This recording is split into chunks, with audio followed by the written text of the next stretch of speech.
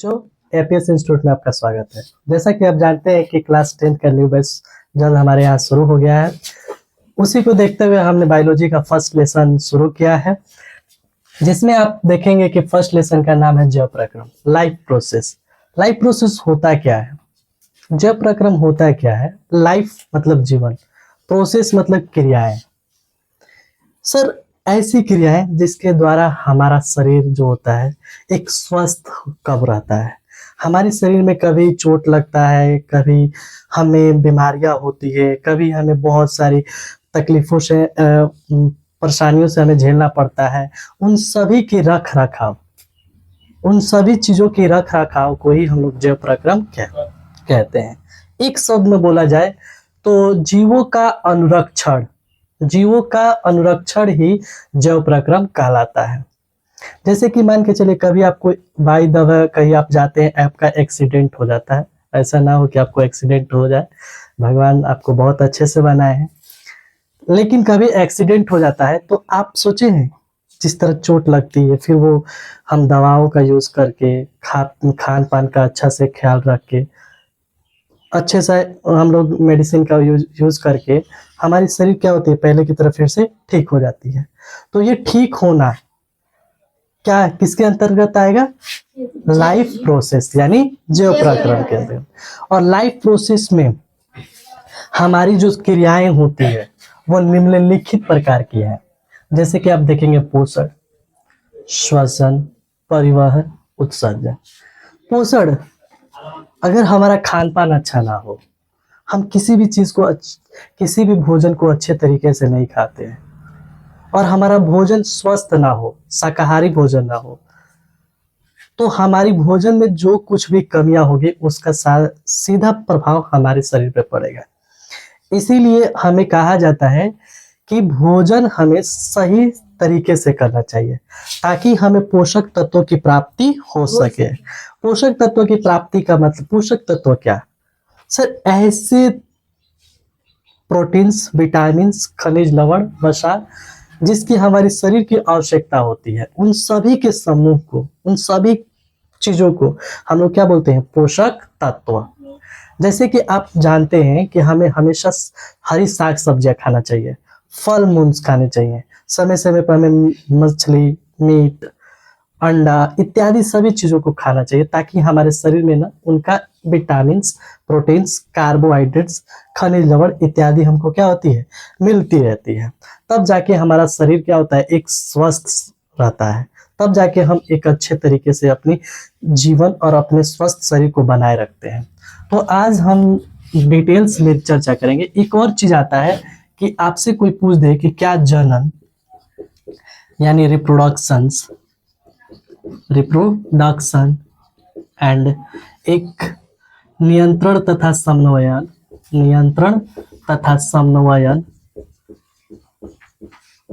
ये क्रियाएं जो है क्या जैव प्रक्रम के अंतर्गत नहीं आती है? जी हाँ, यह जैव प्रक्रम के अंतर्गत नहीं आती है। क्यों?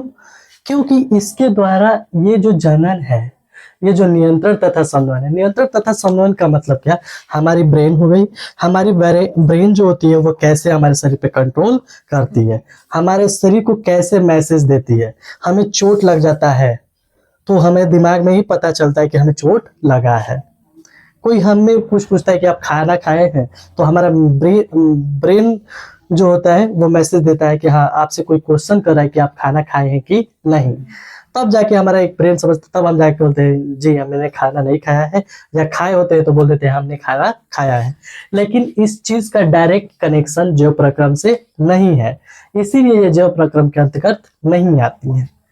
इसका सीधा इससे कनेक्शन नहीं है, ये अलग होती है। ये भी एक प्रक्रियाएं हैं, लेकिन ये जैव प्रक्रम के अंतर्गत नहीं आती है। जो जैव प्रक्रम के अंतर्गत हमारी, जिससे हमारी शरीर सुरक्षित रहती है, वो 4 चीजें हैं। श्वसन, श्वसन क्या है?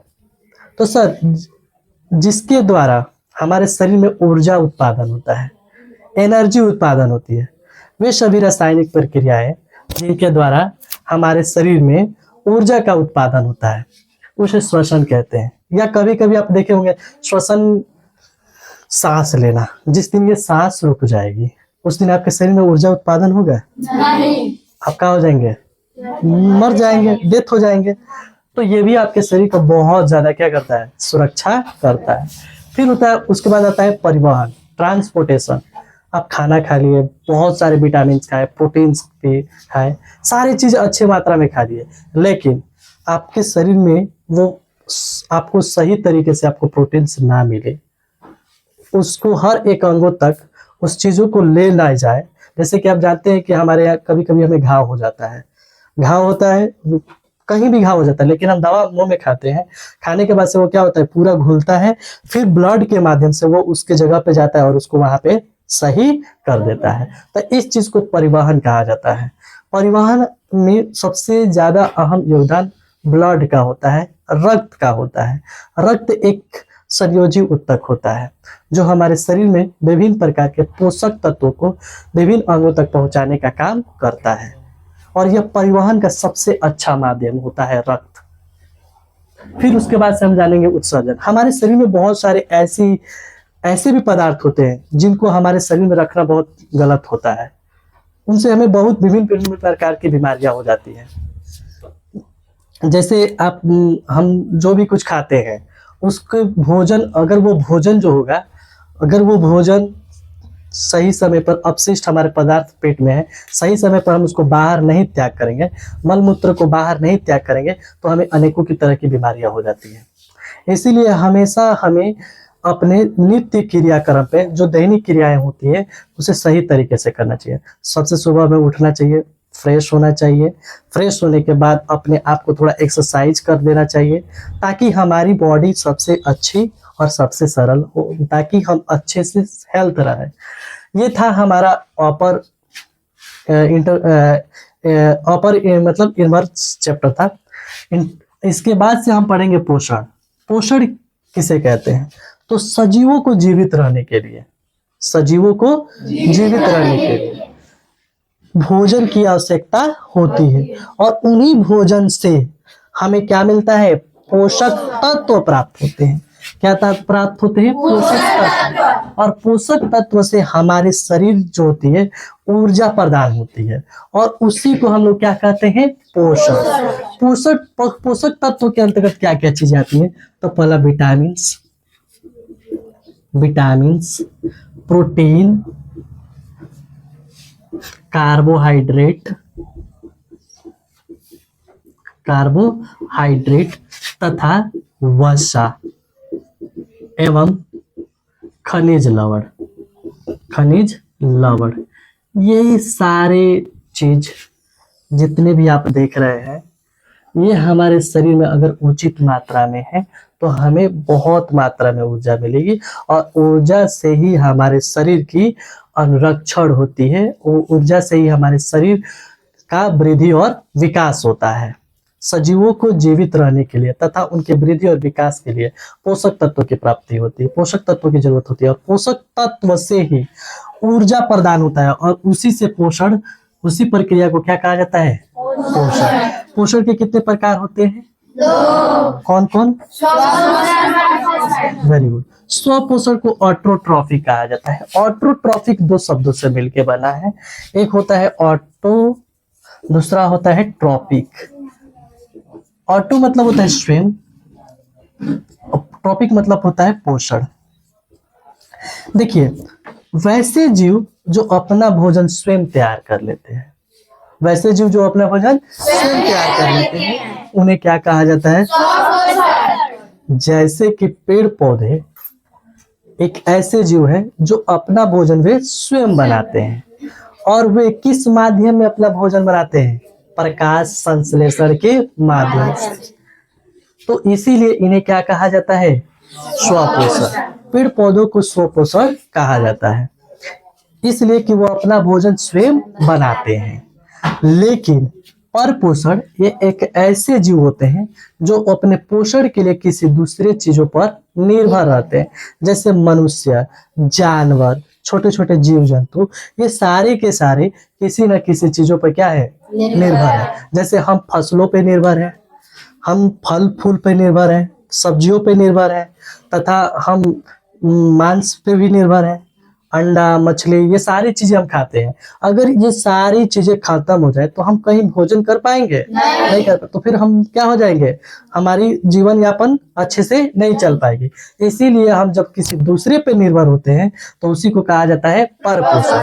पर मतलब पराया, ऐसे भी कर सकते हैं, किसी दूसरे चीज पे निर्भर, तो उसी को क्या कहा जाता है? पर पोषण।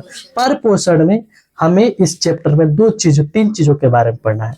पहला पढ़ना है अमीबा पोषण, दूसरा पैरामीशियम के पोषण, और चौथा पढ़ना है जंतुओं में पोषण यानी मनुष्य में पोषण। अब देखिए, आप सबसे पहले देखेंगे कि स्व पोषण किसे कहते हैं। स्व पोषण क्या है? जैसे कि एक गमला में लगा है ये पौधा,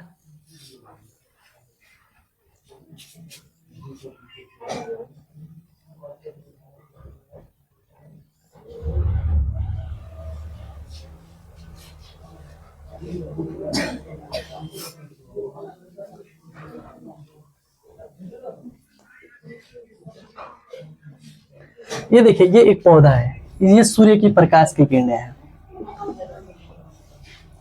ये सूर्य की प्रकाश की किरणें हैं। जब सूर्य की प्रकाश की किरणें इस पत्तियों पे पड़ती है तो इन पत्तियों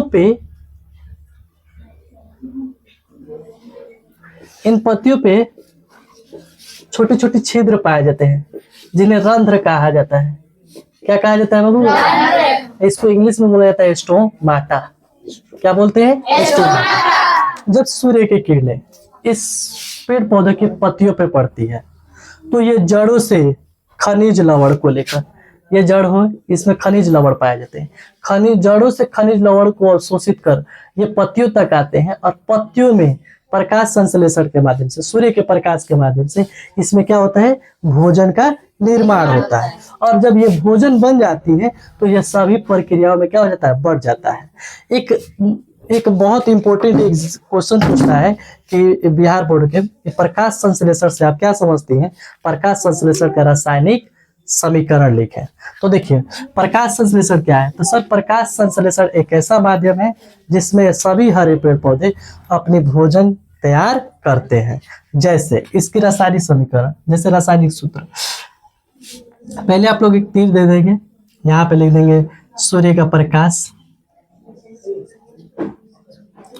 बटा क्लोरोफिल, क्योंकि आपको पता है कि पत्तियों में क्या पाया जाता है? क्लोरोफिल, जिसके कारण पत्तियां क्या होती है? अब देखिए, यहाँ क्या करेगा? 6 गो CO2 लेगा, प्लस में 12 गो। देखिए यहाँ पे ना, पहले ये मतलब जो चीजें लेता है, 6 CO2 प्लस 12 H2O, बाद में बनाता है क्या? C6H12O6 plus 6O2 plus 6H2O। ठीक है, ये त्याग कर देता है। देखेंगे आप लोग, अलग अलग बुक में इसका अलग अलग डिफिनेशन दे देता है, लेकिन रासायनिक समीकरण इसका एक ही जैसा होता है। कि सर, प्रकाश संश्लेषण क्या है? तो प्रकाश संश्लेषण एक ऐसी प्रक्रिया होती है जिसमें सभी हरे पेड़ पौधे सूर्य की उपस्थिति में क्लोरोफिल के कारण कार्बन डाइऑक्साइड तथा जल को अवशोषित कर पत्तियों में भोजन का तैयार करते हैं। यही इसका भोजन है, जिसे हम लोग कार्बोहाइड्रेट कहते हैं। क्या कहते हैं बाबू?